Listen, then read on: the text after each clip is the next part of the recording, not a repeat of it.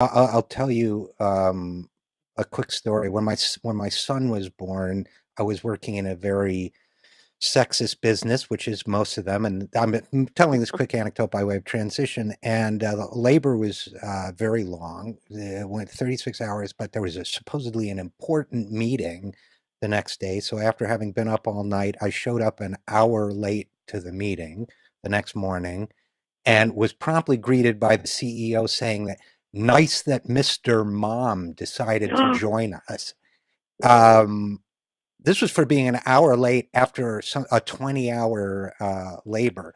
That to them was a shocking display of caregiver leave that I was an hour late to the meeting because my son had been born. So that's what we're up against. And I'm going to transition that to the conversation about women in tech because we had the fascinating if it weren't such a serious topic, one is tempted to laugh at the idea of the CEO of Microsoft, which is a story I know you told. A panel, first of all, a get together, a conference on women in tech, because Silicon Valley is a very, as we know, sexist place, home of the term brogrammer instead of programmer. Horrifically sexist place, obnoxious place, really, in that sense. And here you have a conference on women in tech with an all-male panel. I think that's pretty much the textbook definition of mansplaining to begin with. And then you have the CEO of Microsoft when they're asked what can women do to get equality of better wages, says, well, basically, maybe you know the exact quote, but says basically count on karma. I believe he used the word karma, to which I guess my question would be for the women in tech, how's that working out for you so far? So you read about that quote. What are your thoughts? And did I get it right? Oh, yeah, you got it exactly right. Seriously, rely on karma. And I think he actually said something like, don't even ask for that raise. Right. Basically his message was, don't lean in, little ladies. Kind of sit back and let the system work for you. And like you said, how's that working so far? Not so well. And, the thing that's so sad about it is that Microsoft reportedly has a program for helping women succeed within Microsoft. And honestly, the CEO has just seriously undermined the credibility of that program. And I have to tell you, there so many corporations put their so-called social responsibility programs into their PR departments, Hmm. and that tells you exactly how serious they are about social responsibility, which is not at all.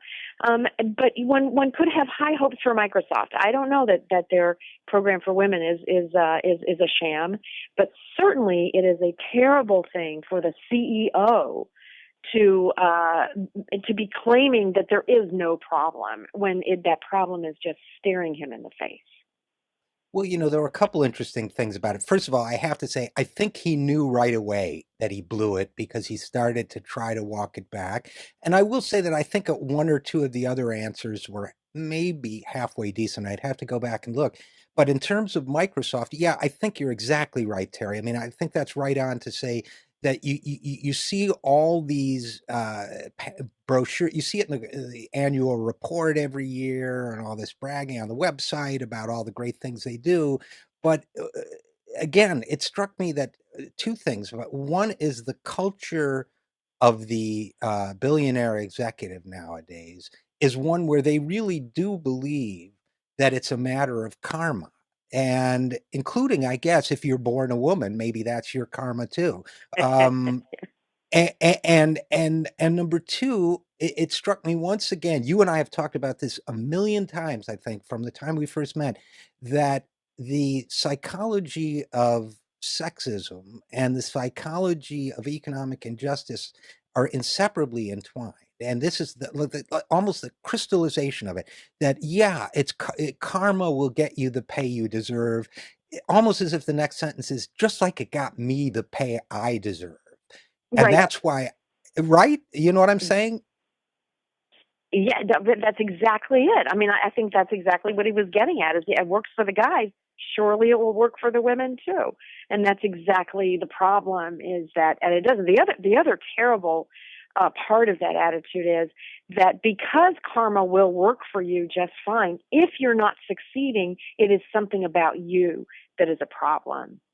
And there is nothing systemic. I think the worst thing that has happened to this country is that we bought hook, line, and sinker this whole notion that rugged individualism explains everything.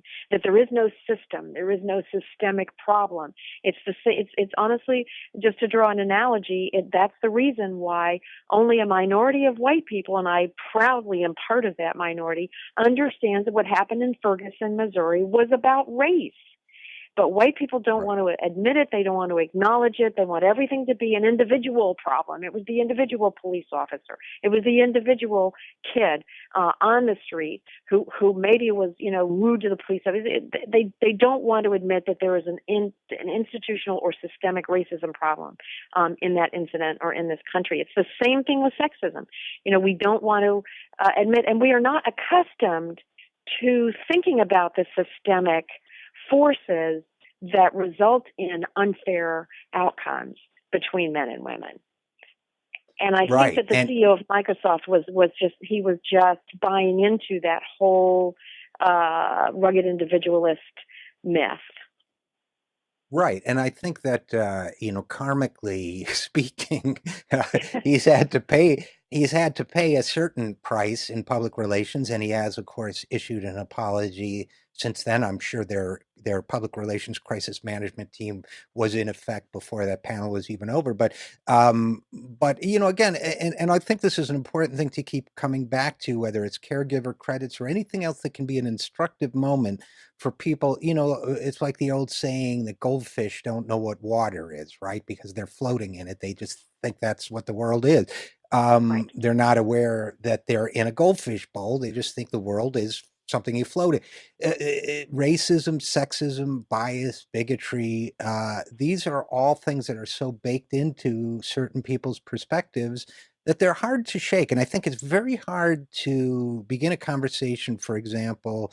And I wasn't planning to talk about this, but it's an interesting topic, so I'll just mention it. It's very hard to say that, look, I've had to face moments where I've realized I had a biased reaction to something. I'm the product of my culture. It's very hard sometimes to say to a guy like the CEO of Microsoft, that was kind of sexist, to find that language that says that can actually maybe open somebody's eyes as opposed to just making them defend. It's always, whenever you say that to people, people rightfully say, well, I don't want to have to ask permission to point out bigotry. And that's exactly right. But, how do you find the right tone? Or do you think it's irrelevant? You just say what you got to say. And if people get upset, they get upset. Yeah, I mean, sometimes I do just say what has to be said, even though people don't particularly like it. I mean, my role is very often to speak truth to power. I will say this. My first reaction publicly to hearing what the CEO said I was very outraged. But then I honestly, I also want to say this about Microsoft. There's a couple of good things that they're doing. First of all, at least from a couple of years ago, on the stats that I've looked at, Microsoft's CEO to ordinary worker pay ratio is one of the lowest in the country. Now, they're at 30. That's actually a very high number. But on average, corporate CEOs are paid 300 times their ordinary worker pay, or their typical worker pay. So Microsoft is doing something very right. Along those lines. The other piece is that Microsoft has a board of directors of 12 individuals, of whom 3 are women. So that's actually well above the tech industry norms. Your Facebook's got no women. Twitter, I don't know what they are, but they're not good. There's just a number of those very high-performing public well-known tech companies don't have hardly any women in the executive suite, and Microsoft is doing better than they are. So on the one hand, and I have to say, yes, to the credit of the communications team over at Microsoft and to the credit of the CEO himself, he did issue an apology very quickly. So, context definitely matters. But on the other hand, his apology was needed, and it's a good thing he apologized because he said something that deserved an apology. No, I'm going to do something terrible here uh, uh, to offset that good ratio a little bit. It is great that the ratio is not as large as it is for most CEO to average workforce, but on the other hand, they have one of the highest male to female ratios around. I just Googled it while we were talking. Microsoft is 76% male, the Microsoft workforce, which means they get paid more because which reduces the CEO to average worker ratio. So I could be a little bit of a wise guy here and say, well, yeah, sure, if you got mostly men, you got a higher paid workforce. But yes, no, I hear what you're saying, though. They're doing good things and in that sense, and they should be commended for it. In fact, I'm quite surprised actually that the difference is that low. And I wonder if that includes stock options and so on. Well, yeah, it But has actually. Yeah, it has to do with your that a lot of workers at Microsoft are in six figures, and that right. is probably the male, and that Microsoft has a lot of programmers, and that in itself is a higher paid occupation, and that what is it, 29% of the workforce is female. They need to improve that. They need to improve that percentage in the high paid six figure salary programmer realm. Right. So yeah, they definitely need to do better on their ratio. And I haven't been able to dig in and see exactly what the pay gap is inside Microsoft. It's hard to get at that information. One of the things that we need is to get better reporting from publicly traded companies, or just companies that are big enough to have an impact on the economy, whether they're publicly traded or not. We really need to have better regulation that forces them to be transparent about their pay practices. Right, and there have been attempts to do that, as you well know, but we'll see how those attempts pan out. Legislatively, there have been attempts to try to do that because it is a very, very important issue.